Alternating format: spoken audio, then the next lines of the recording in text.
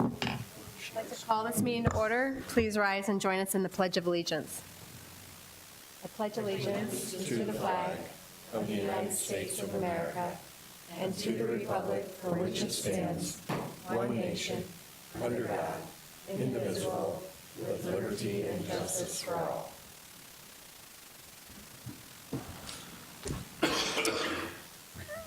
Oh, jeez. Good evening, everybody.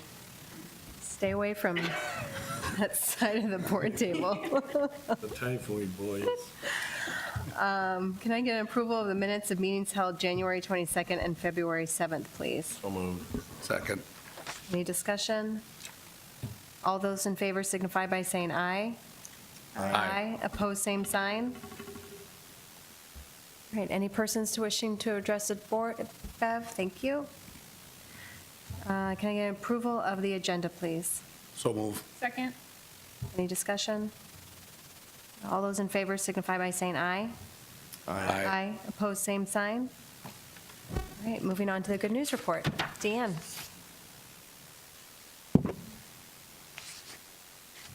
Good evening. We have two elements of celebration in our good news report tonight. And we're going to invite your fellow board member, Todd Schultz, to join us at the podium as he has something to share in the way of recognition.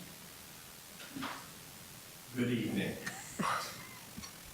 As the president of the Associated School Boards of South Dakota, from February 19th to the 23rd, it's School Board Member Appreciation Week.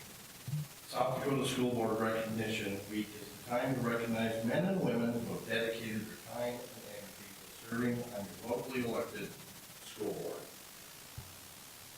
These people dedicate a lot of time, more than you see here, to many committees, reading, more reading, and trying to make this school district as good as it can be. So from the Associated School Boards of South Dakota, I want to thank you to our Sioux Falls School Board for all that you do in that certificate for each year. Thank you.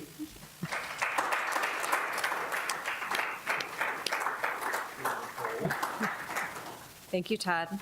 And as Todd hands those out, we, of course, as the administration, would like to echo that thanks for the many hours that you put in serving in this capacity. It is truly heartwarming to know of the time commitment it takes on your part and what that does to better our school district as a whole. So we echo Todd's congratulations and recognition. Thought it'd be a nice little element to allow him, since he is the president of the Associated School Boards of South Dakota, to present that award. So thank you to Todd as well for his service in that role. So the next part of our good news report, we're honored to have our Native American Connections teacher, Janet Fleming Martin, from Lincoln High School here. Martin Fleming, I got that wrong, didn't I? Fleming Martin, I got her. Sorry about that. She's here from Lincoln High School along with some of her students, and they're going to share with us an exciting project that they've been working on this year, and they have some examples to show you as well. So, Janet, I'll let you take the floor.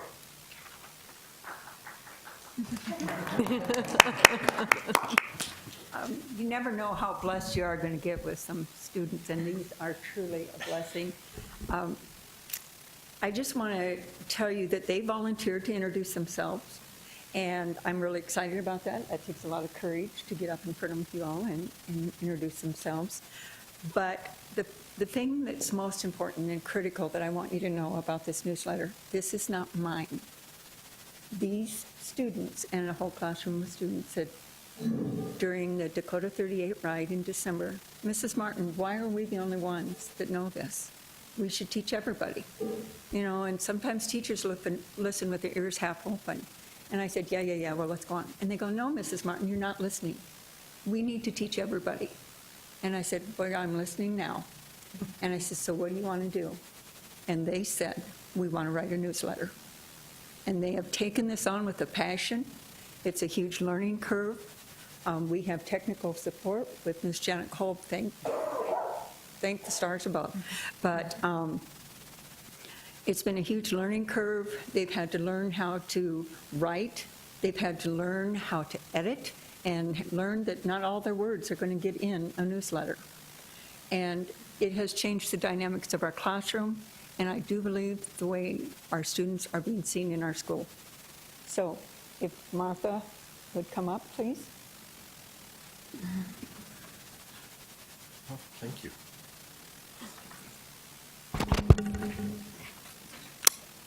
Hello. Hello. Thank you. My name, well, this is weird. Anyways, my name is Martha Nagash, and I go to Lincoln High School. I'm a junior at Lincoln, and I'm from Sioux Falls, South Dakota. And the reason why I joined NAC was because as a non-native, I don't know much history about Native American history, or just the people in general. And, you know, I just took up this class as a way for me to learn about Native culture, religion, just everything about it. And this idea of the newsletter that we had was something that us as a class wanted to do to educate everyone. And, yeah. Oh, yeah. Any questions? No questions, just, are the rest of them going to be introducing? Okay. Did you have a question? No, I was just going to ask the same question if the rest were going to All right, good. So that's perfect.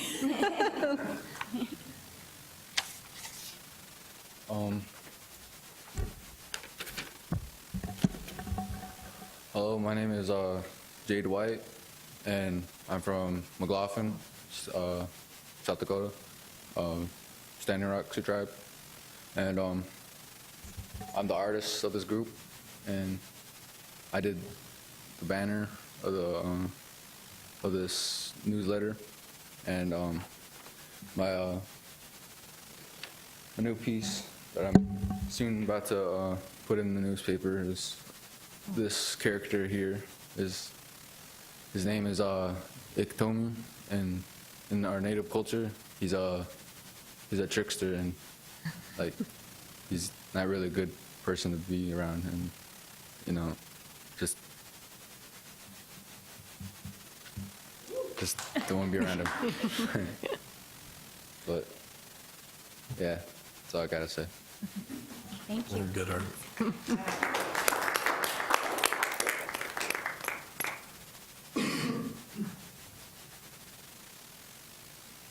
Hi, I'm Luisa Sargent Ponce. I'm from Crow Creek, and for this newsletter, I was a writer, editor, all that jazz. And this newsletter, it teaches us a lot, because for this newsletter, really, it brought us all together. And really, our main purpose for everything in this article is teaching. We want others to understand our culture, how we learn from our past as people, and we just want people to understand by this newsletter. And one editorial I wrote was about boarding schools. Not very many people know about boarding schools, so when I edit, I put everything out there for the people. I want them to learn from this. It's my main purpose. But other than that, thank you for your time.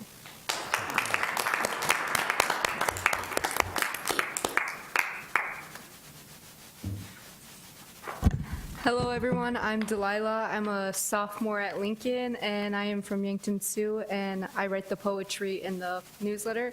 One of our topics in this was the boarding schools, like Luisa said, and I wrote a poem called Lost Children. And if you wouldn't mind, I would love to read it to you guys. Let's unbuckle the history that hasn't been told. Rewind to this scene where thousands of red children were taken away from families. Placed in hollow rooms inside a boarding school, stripped from a powerful kinship circle. Lost, confused, her and afraid, forbidden to speak their language. Appearances forcibly changed, being tortured and killed, burned in unmarked graves. And I guess my purpose here is I want you guys to learn with me. I'm sorry. It's okay. Thank you.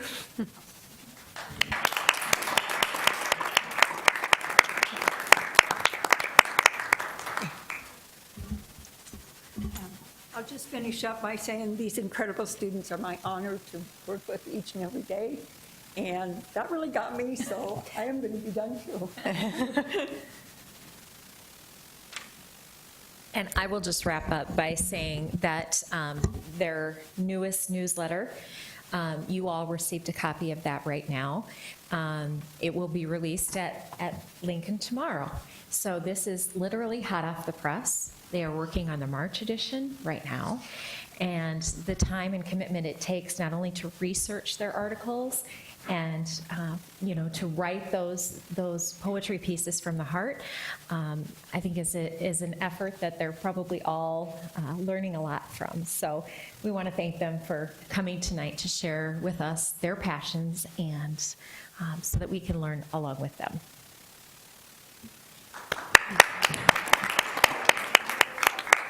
I'm just going to add, I think that this looks like such a professional production. It's very, very well done. And I think the beauty of it is that there's only 4 of you here, and I know that I see other names in this that aren't here, but clearly each of you have a role and a talent that you bring.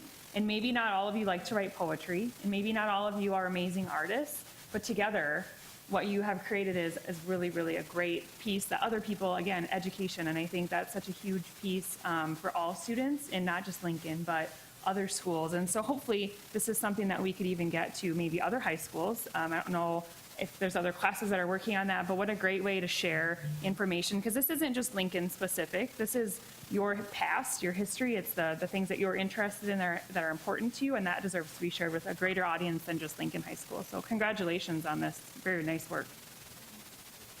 And I want to commend your teacher. I volunteer a lot at Lincoln, and I see her going through the halls, and this is just another example of how involved you are and invested in these students.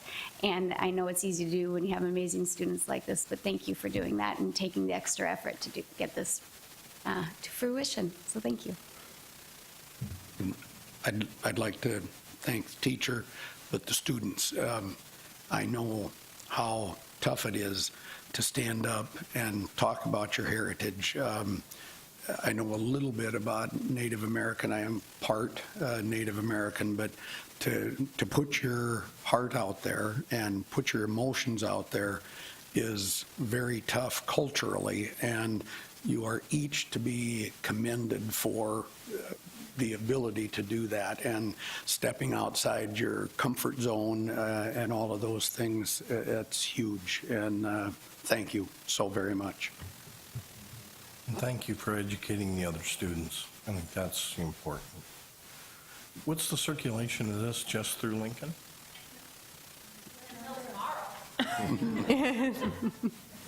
Well, thank you guys. I appreciate that. And I just, I'd subscribe. I think it would benefit our entire school district, absolutely. The heart and soul that you students have put into this is just amazing, and I'm so proud of you for coming up here, not to sound like your mom, but so proud of you to come up here. As we've all said, it can be a little scary speaking in public sometimes, but just proud of you for coming up and doing that and sharing this with us. I can't wait to read through the stories and the poetry and see some more of your artwork. I think it's great. So thank you.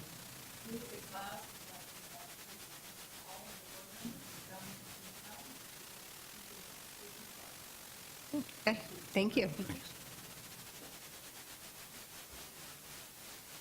Action here.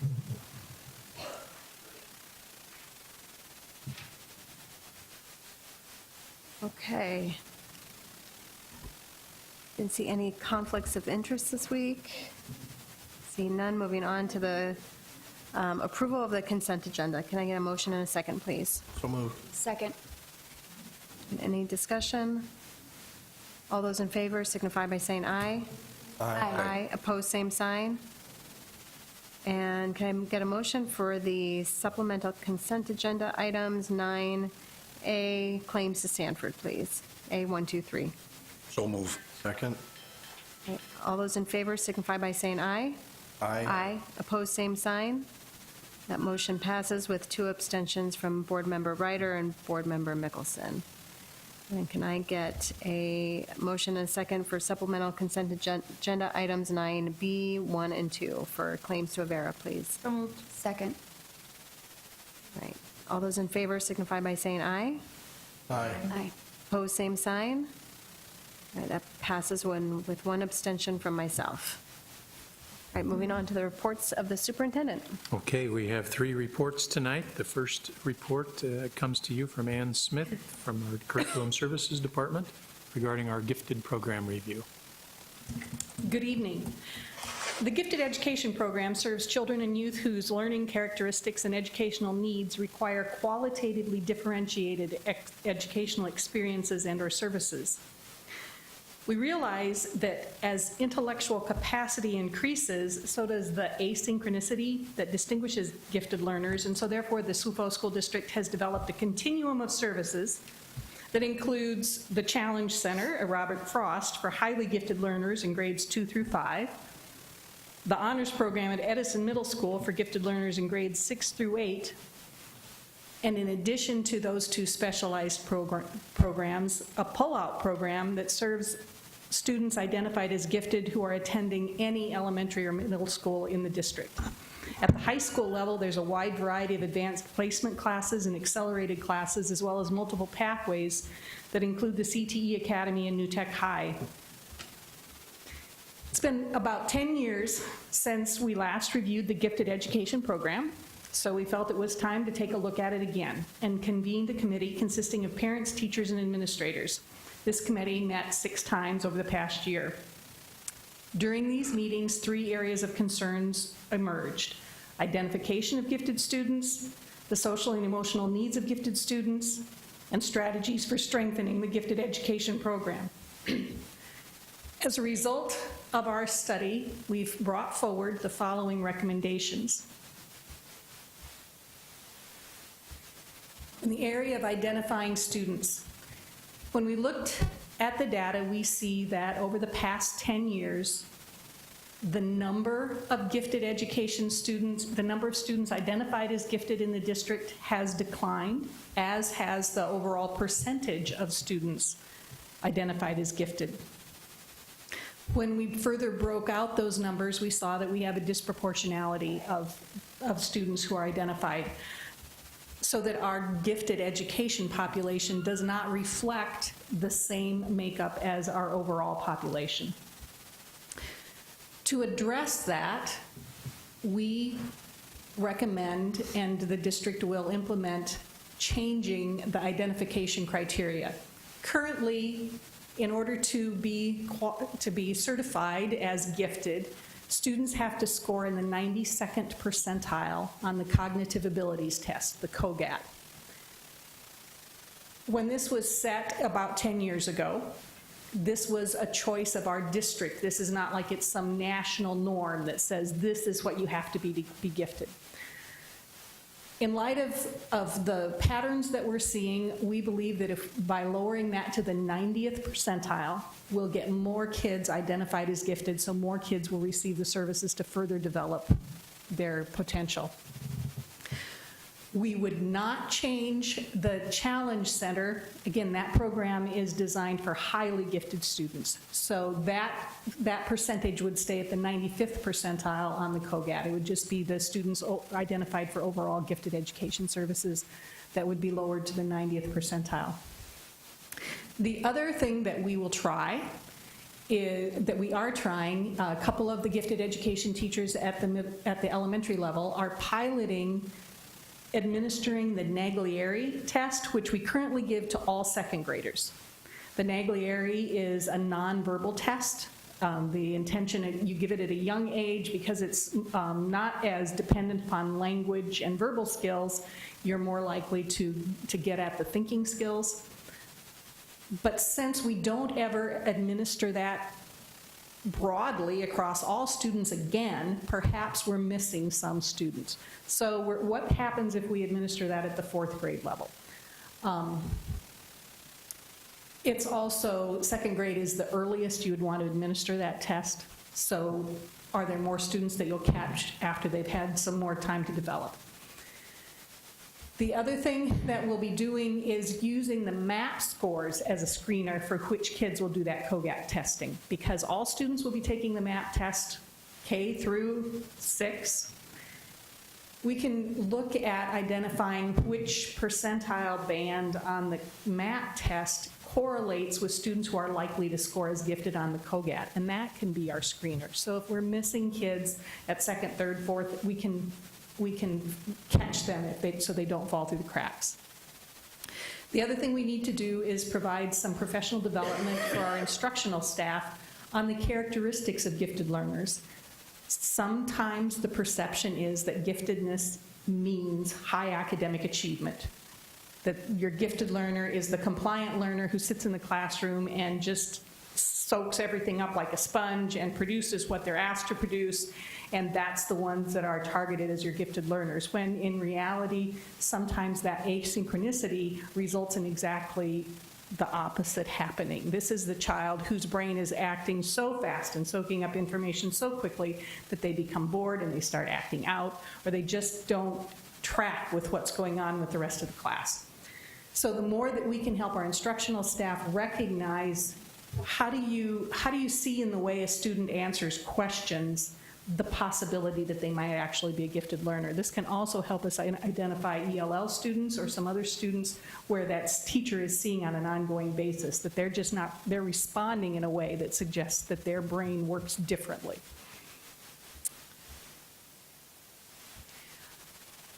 And I should mention that students can be referred for screening, for testing, for giftedness by their teacher. They can be referred by a parent. They can be referred through a variety. They don't have to have come up through these other ways.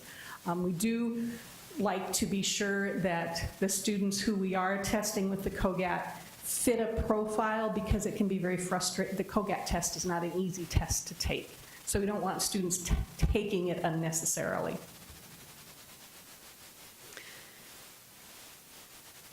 In the area of social and emotional needs for gifted learners, our Challenge Center, which serves those 2nd through 5th grade learners, is the ideal, and it's the highly gifted, so the ones whose asynchronicity is really making them less like their peers than any other student. Their curriculum would benefit from specific lessons designed to help those students understand themselves. Why do I think the way I think? Why am I so different from all of my peers? So Steve Davis will be providing some professional development this Friday, working with our Challenge Center teachers on lessons that pull from literature and films to help students see themselves and see examples of other gifted learners, other gifted kids who are like them. We will also be providing some professional development for counselors, particularly those counselors at Robert Frost and Edison, but counselors all across the district. Again, to be sure to help remind our school counselors that gifted learners have specific social and emotional needs because of this asynchronicity, because of the difference in the way their brain works. Then the final recommendation is that our Challenge Center and Honors Program teachers be required to have the gifted education endorsement. Currently, those teachers are not required to have the endorsement. The teachers that teach our pull-out classes are. This would be something that we would grandfather in, so it's not that teachers who are currently teaching in those programs are not going to be able to teach if they don't get the endorsement. They will be recommended to get the endorsement, but we would not hire another teacher to fill a slot there without, making it clear that they need to get that endorsement. And then in terms of just looking forward, how do we continue to strengthen the program? The first recommendation, and which has actually already been addressed, is that there would be a gifted education program coordinator. We had one several years ago. It's been many years since we've had a specific gifted education program coordinator. Ann Williams is the coordinator of specialized programs for the districts. She has started meeting with the gifted education teachers, and she will serve as the gifted education program coordinator. We will continue to offer ongoing professional development for our gifted education teachers, and we will begin or continue examining the gifted education offerings at all middle schools, that the middle school level is where the committee expressed the most strongly a concern that we need to be sure that students have access to equitable programming regardless of where they choose to attend school. So how do we make sure that we're offering equitable gifted programming at Whittier and McGovern and Patrick Henry and Memorial? Understanding that that honors program is going to be a unique and different way of providing gifted education, but then how do we make sure that our pull-out programming is equitable at those other schools? And then finally, rather than waiting another 10 years to come back and look at the gifted education program, we're recommending that we reconvene that gifted education committee periodically, probably at least annually, just to review where we're going, how are these things working? Now that we've adjusted the identification criteria, what are we seeing? Are we seeing the trends that we wanted to see? Are things developing that we thought we had taken care of or that are new that we need to address? So we would, as I say, recommend reconvening that gifted education program review committee. That completes the recommendations from the Gifted Education Program Review. I would ask that you would acknowledge the report. Can I ask just a couple questions, Ann? Yes. When we go from 92 to 90%, do we know approximately how many more students, like if on past numbers, what that would be?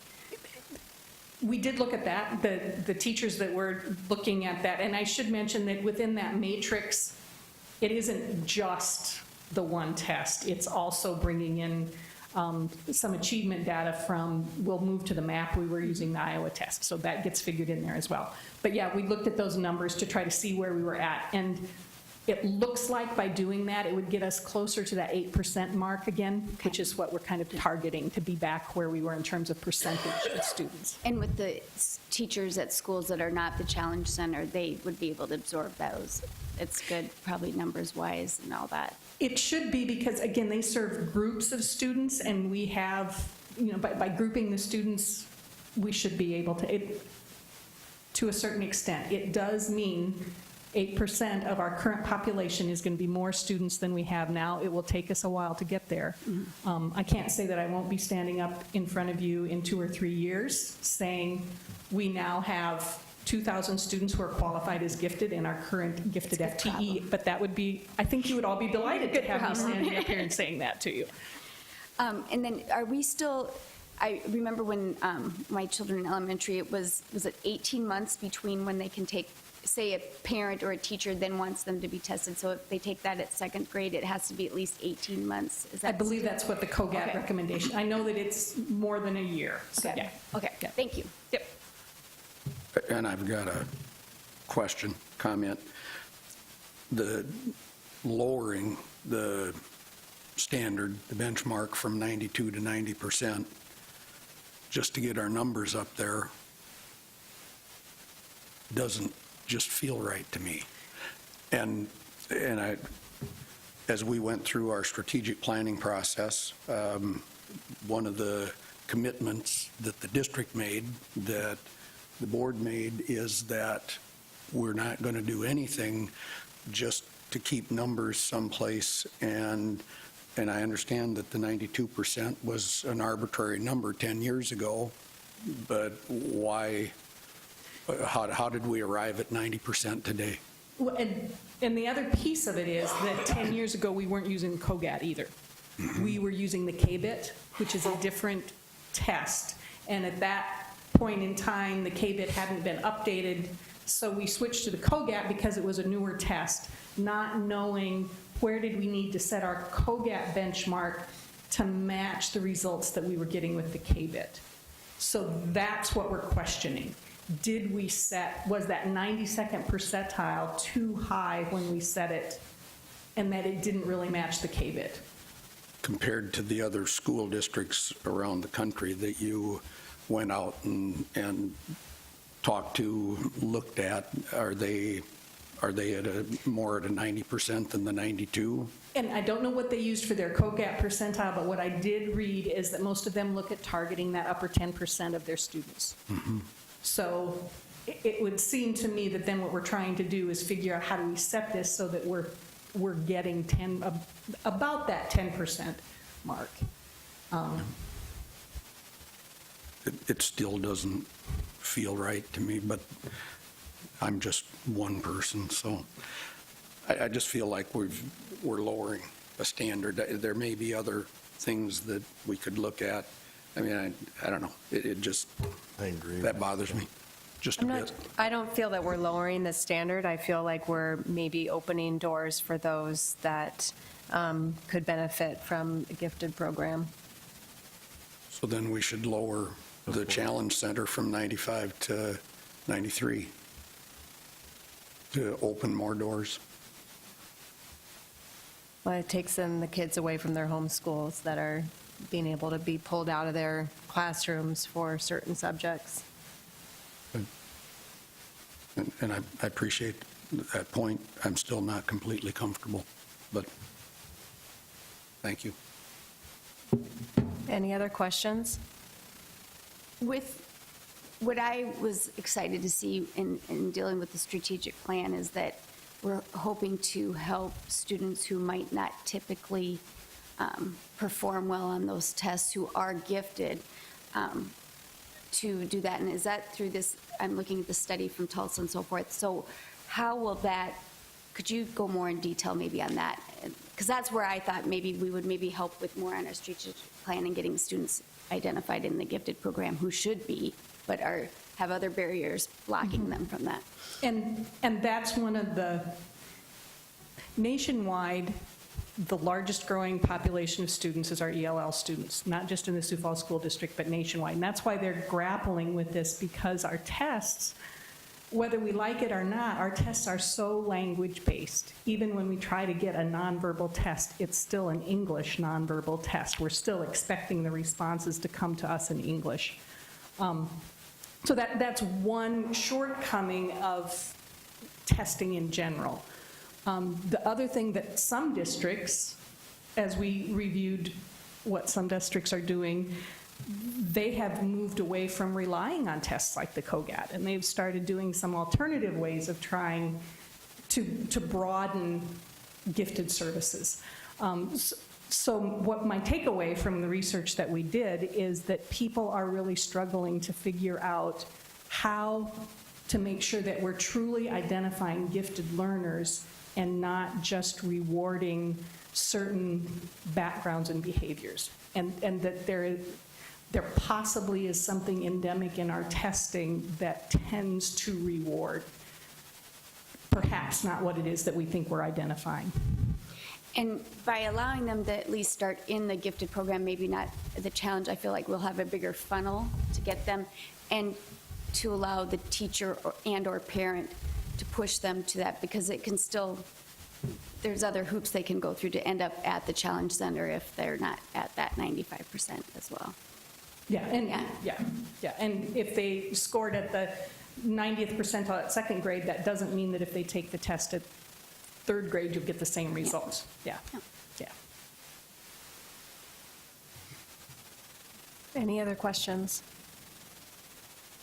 Okay, can I get a motion and a second to approve the gifted program review, please?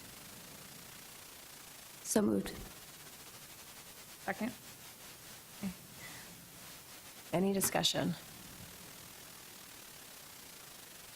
Well, I think, one of the things we talked about in our strategic plan was not just to increase our gifted program, but was really equitable access to our gifted program. So, we'll continue to review this, but maybe by broadening going down to that 90%, we'll be able to capture more students and really hopefully make it more equitable than it has historically been. I wonder if it wouldn't be interesting data to look at to say from an elementary perspective, if we look at all of our elementary schools and who's in the gifted program now, just by numbers. And if we look at 6 months from now or the beginning of next school year and we say which elementary schools have really increased their numbers of students in the gifted program, I think that would make us feel better to say the equitable access makes sense, or we're identifying students who maybe were from lower incomes or from ELL types of populations, I think that would make me feel better to know that the numbers we're moving aren't the same numbers of the kids who are in the program now, but we truly are reaching out to those different populations, which is what our real bigger goal is. So I don't know if that's something we could see down the road, just as a comparison would be beneficial. Yeah. And just a quick anecdote, we actually, as we were focusing on these scores and raising more awareness and doing more talking about it, at McGovern, we have identified, just within the last 3 months, 6 additional students for gifted services that hadn't been overlooked, missed before. So we're, you know, Yeah. I I think those are the important stories that we need to hear, you know, not that we just increased by, we're at our 8%, you know, yay, you know, but who are those 2% that we were missing and how did we get to them now? So. Okay, we have a motion and a second. All those in favor signify by saying aye. Aye. Opposed, same sign.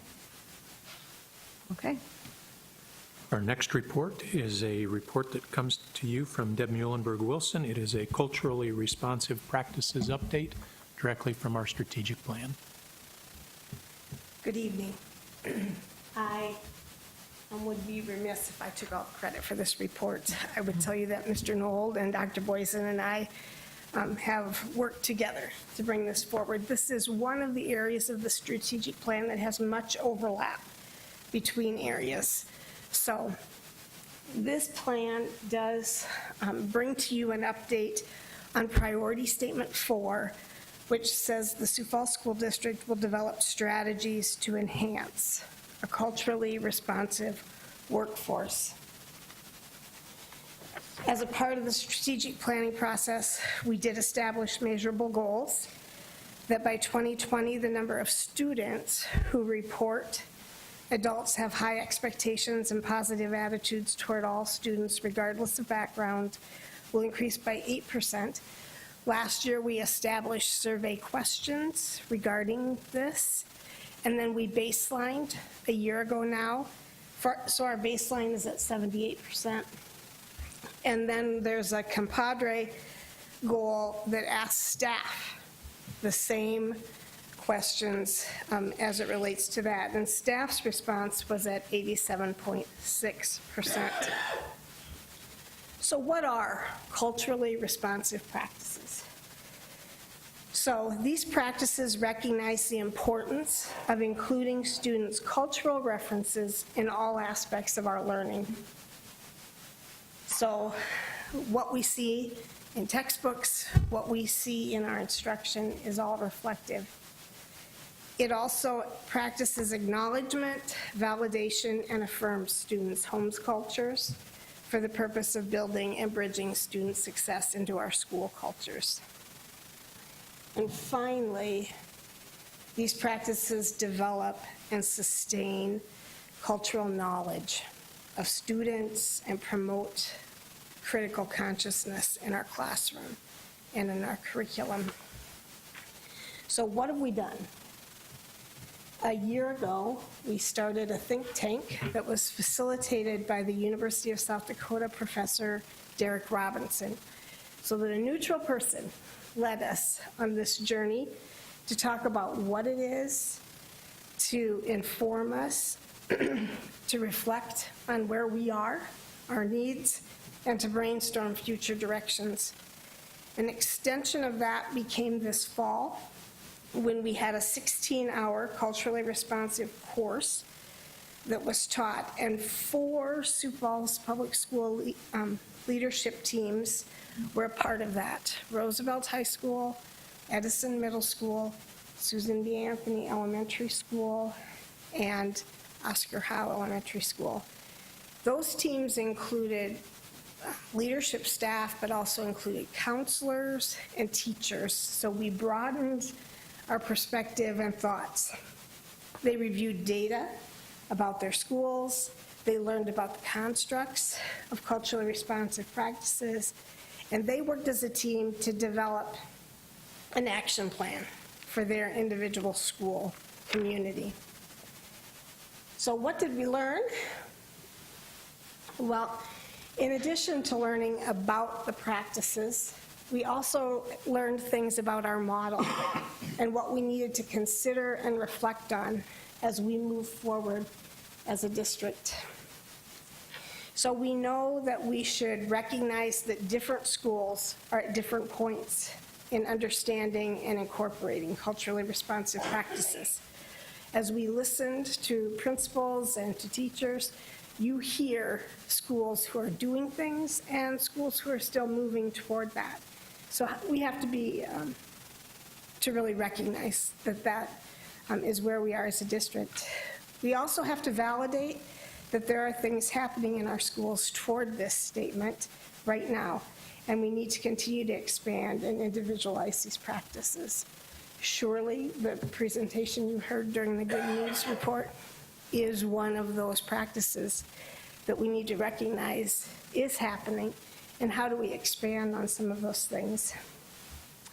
We'll need to ensure that there are resources available for schools to access as they learn, dialogue, and build their own school plans.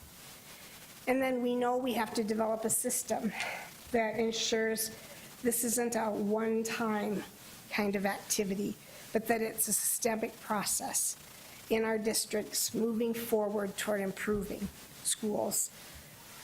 So, with that in mind, I apologize to the audience for my lack of hitting the button.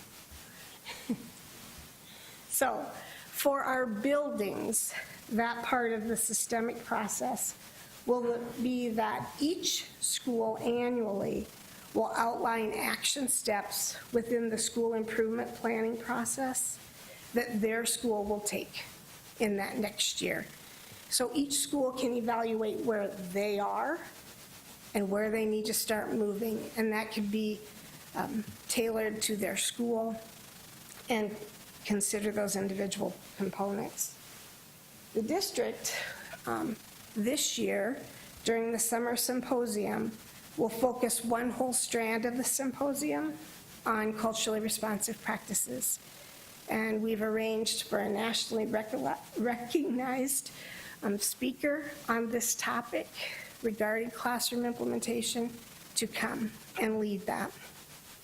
We'll have ongoing dialogue with USD to work with building teams on enhancing those practices in their individual plans. We'll develop a resource document for building teams to learn from other schools and what's going on already in our district. And we'll continue providing certified PAGE trainers on staff to support that training, which is an extension of the components of this. So that's our update on where we are and how we're moving forward so that you know how that systemic dialogue will happen. And again, I think there are many great things going on already, and how do we build on those and share those? So I would ask you to acknowledge the report, and I would welcome any questions. When will it spread to the remaining buildings then in the district? Yep. So on March 13th, we have outlined an after-school session for all the principals to start to raise their awareness and their understanding. That will give principals time to start to think about how they want to structure that at their buildings before they work on their school improvement plans late spring and summer. So next year, everyone will get their feet wet. Some will be at different places than others in the process.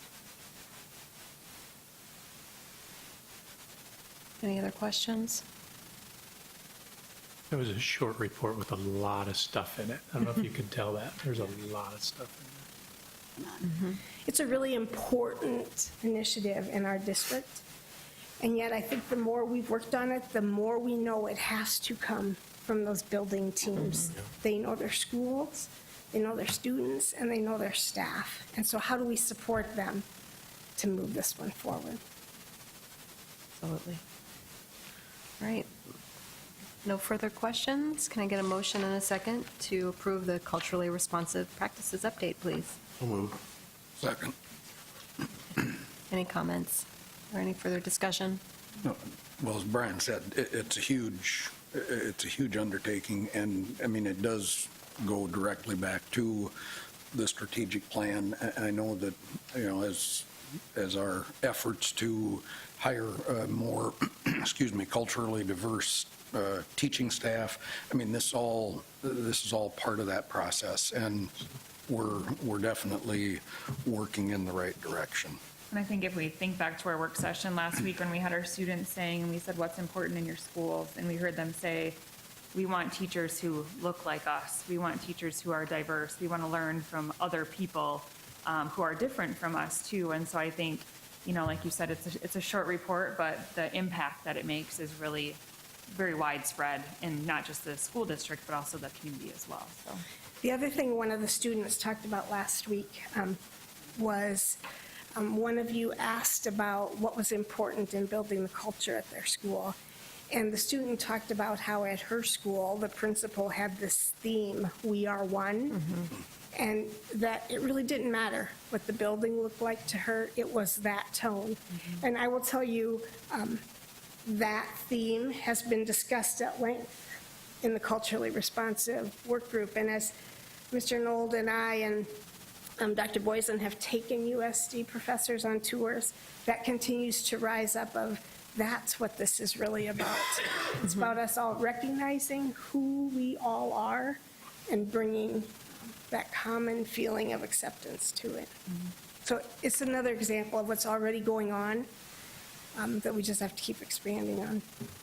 And I think it's great that you've already realized the differences that you can see building by building. I mean, even, you know, my two kids, they've been in 5 different buildings at this point, and I can tell that there's been a cultural difference at each one, and it's not just location or program or what have you. It's just for many different reasons. It's different. So I'm really glad that we're sort of acknowledging that difference at the building level. So it's good. Thank you. Okay. Any further discussion? Okay. Although we did get a motion and second, yes. All those in favor signify by saying aye. Aye. Opposed, same sign. Okay, our final report is a legislative update that will come from Business Manager Beek. Thank you, Dr. Maher and members of the board. We, at the second board meeting in January, we went through an abbreviated list of this because there wasn't that many bills out there.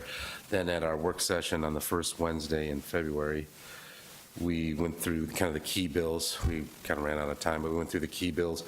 So today, if it's okay with you, I will go through the bills that we haven't talked about yet and probably skip over the ones that are dead. If you see them in there and want to talk about our position on those, we can change it or whatever, but we probably don't need to spend a lot of time on bills that have died.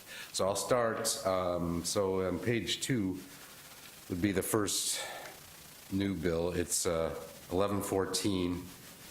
Would establish requirements for students wishing to return to the student's resident district or assigned school after the conclusion of a school year, if they've open enrolled. And they have August 1st as the date in there. We support the bill as written, but monitor it closely. We think there should be a procedure for that. It's kind of vague in the law right now, so every school district can kind of make up its own rules on that. So we think it's a good idea. August 1 might not be the perfect date, but it's probably a good idea that one be set. House Bill 1120 is on the next page, page 3. We did talk about that one. I'll just mention it today. It's the bill to allow homeschool students to participate in activities sponsored by high school activity association or any other activity sponsored by the district. That bill, as I understand it, died on the House floor today. House Bill 1128, we talked about. That's another key bill. It has to do with provisions regarding increases in teacher pay. We talked about it a couple Wednesdays ago. It's in appropriations. That's where that's at. It's still live. Page 5, those bills are dead. Those are 1135, 1141, and 1142. Page 6 is the next bill that's alive that we haven't talked about, 1143.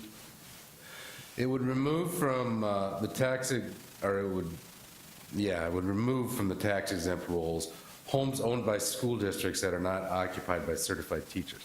Essentially, it's a home, like, we have a few that we buy in anticipation of putting in a parking lot, and we rent it. If the house is in decent shape, we'll rent it out for a few years. It wouldn't be tax exempt. That makes sense. We're not using it for school districts, so we take no position on that bill. Next on page 7 is 1155. It directs the Department of Ed to develop and disseminate a resource for parents regarding language acquisition for preschool-age children who are deaf, for the superintendent of the state school for the deaf to establish an advisory committee, and for an annual report to be created and posted on the website. We recommend no position on that bill. 1166 provides cleanup language regarding which committee can approve recommendations from the Finance Accountability Board. We suggest no position on that bill.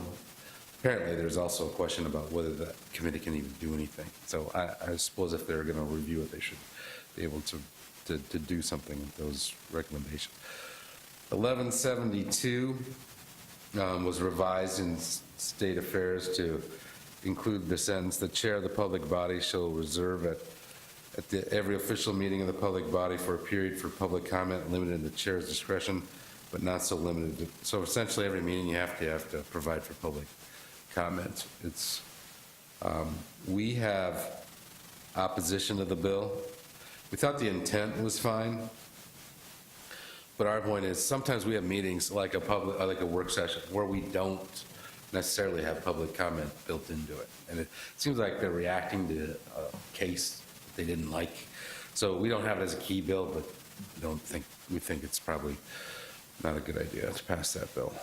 Next page, 1178, provides a $10 per day fine for late audits for school districts and other local entities. We say no position on that bill. We regularly submit audits, and we regularly submit them on time.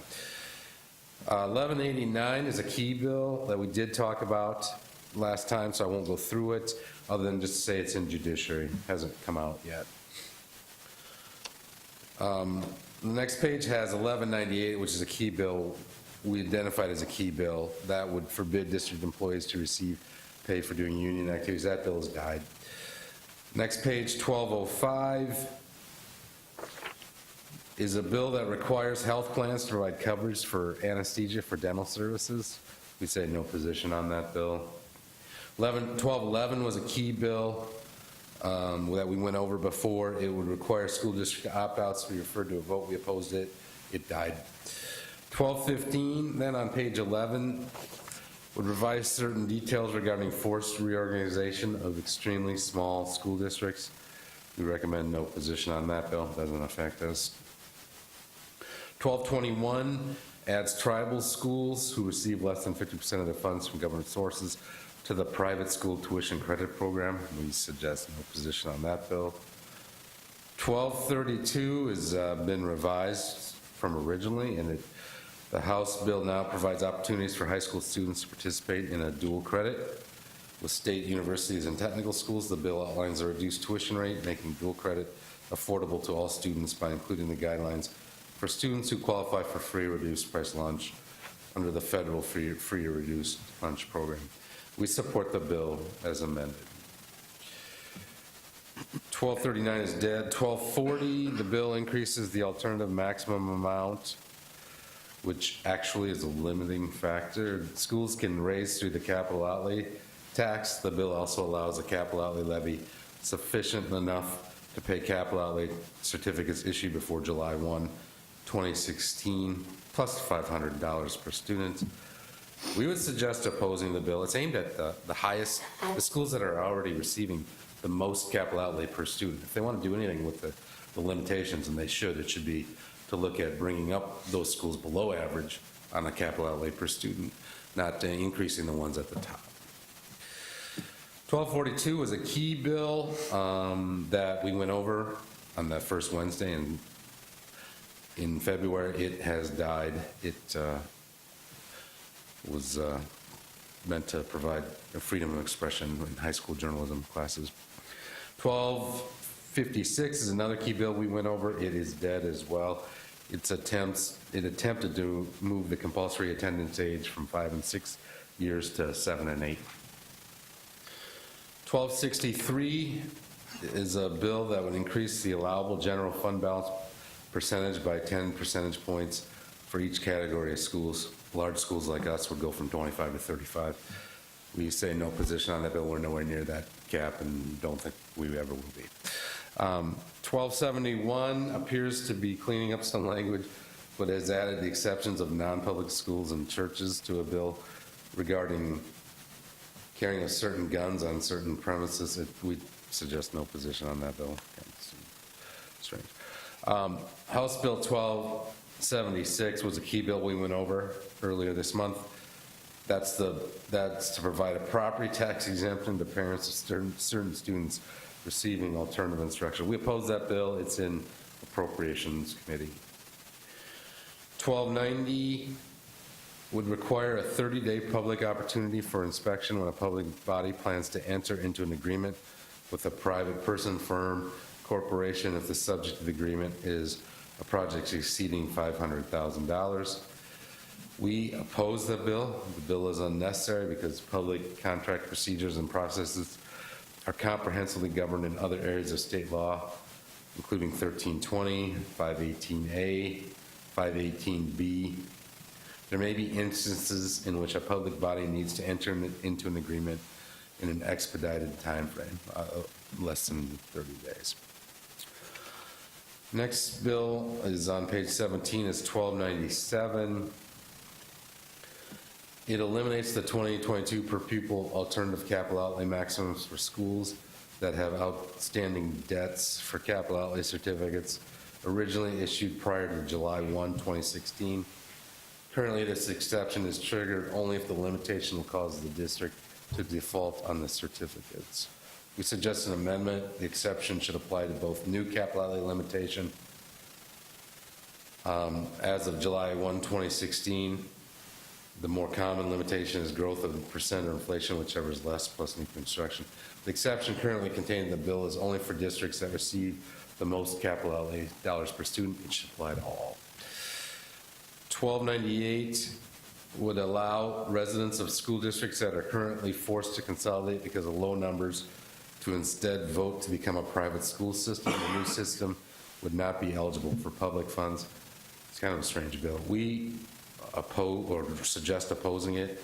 Over time, there would be pockets of private school systems throughout the state where the landowners pay no school property taxes, if this bill passed. The bill 1299 would prevent local jurisdictions from imposing firearm restrictions.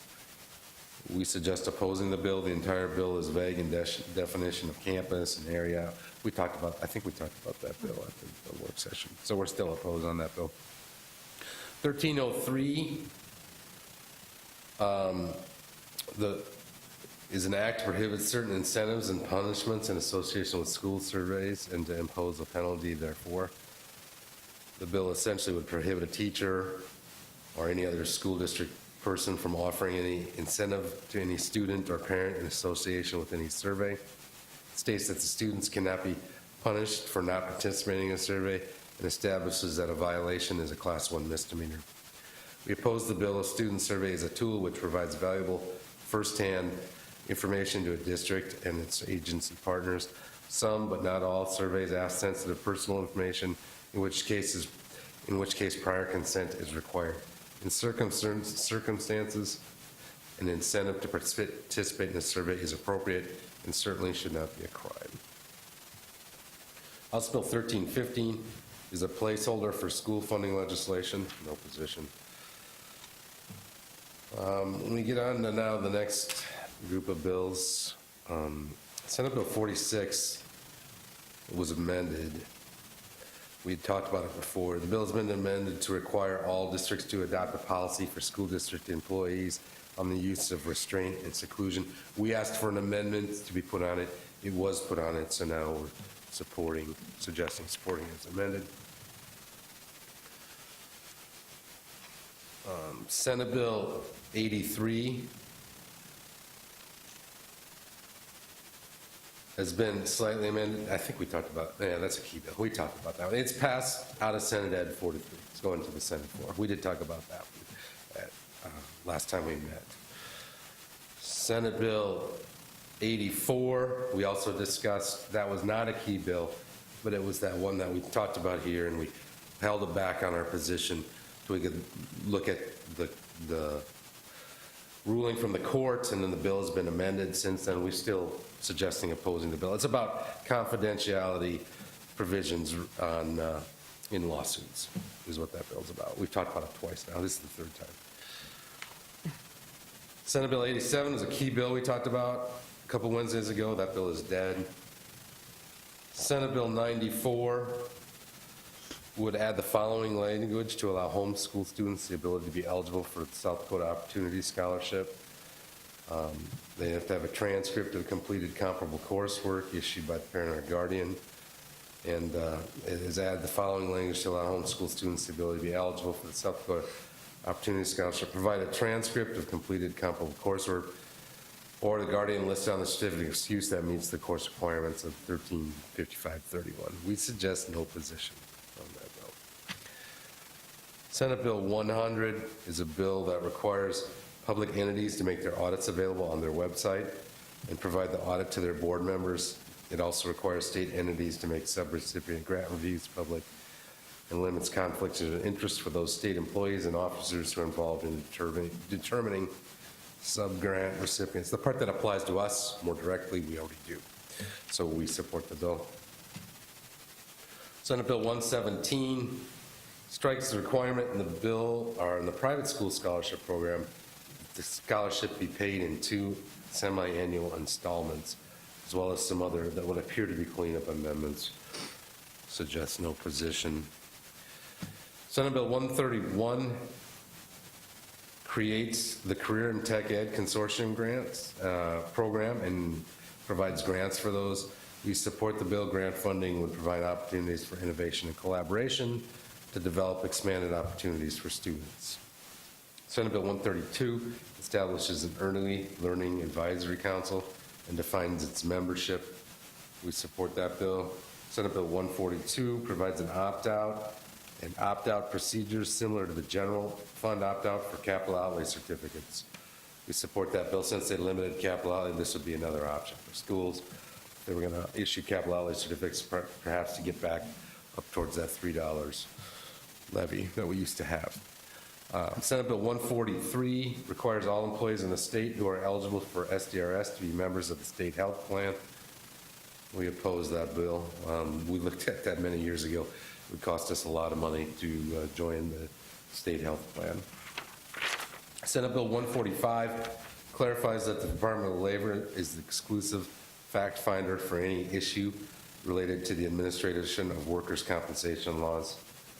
We support that bill. The Department of Labor is the statutory fact finder for workers' compensation issues and should also be responsible for determining the facts regarding a claim of bad faith. Senate Bill 148 addresses the regulation of high school interscholastic activities to an association minor language cleanup bill in the bill, and added a commission, COSA, as a recognized organization that can delegate supervision and regulation of high school interscholastic activities. We take no position on that bill. Senate Bill 160 prohibits instruction in gender identity or gender expression to any student in kindergarten to 7th grade in any public school. We suggest opposing the bill. Instruction on gender is appropriate in some circumstances for students in kindergarten through 7th grade. Senate Bill 162 requires schools to serve students a school lunch regardless of whether the student pays for it. We would suggest opposing the bill just on general principle. It would be an unfunded mandate.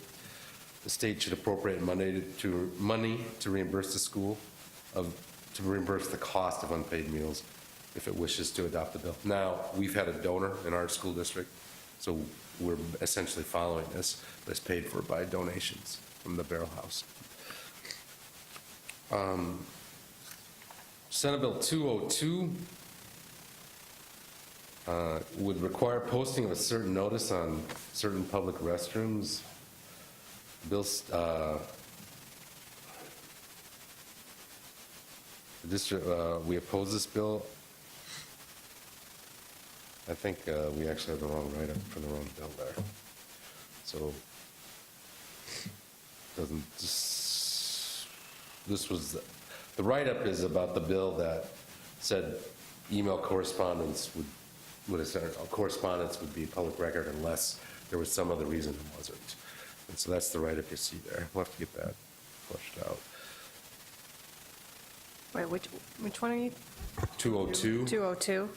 So The 202 is, this impact is and not the position description? Did not match the Okay. title. Yeah.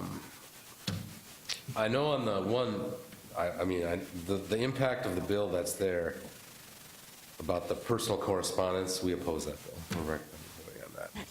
Don't know that that's the right number. I don't know if that's the right title. I'm not sure as I stand here.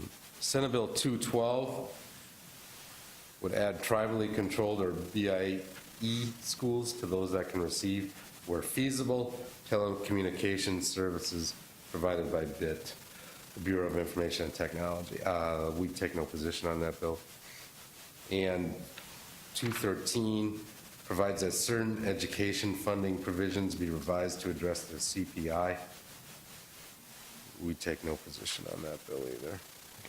That's it. If there aren't any changes, other than we'll have to figure out, I think those were supposed to be two bills and one of them's missing out of here, that title and the other one. I think we were analyzing both. We'll figure that out. We'll get that out, but other than that, I would ask that you approve as recommended or presented. Okay. Can I get a motion and a second to approve the 2018 legislative update? Second. Any discussion?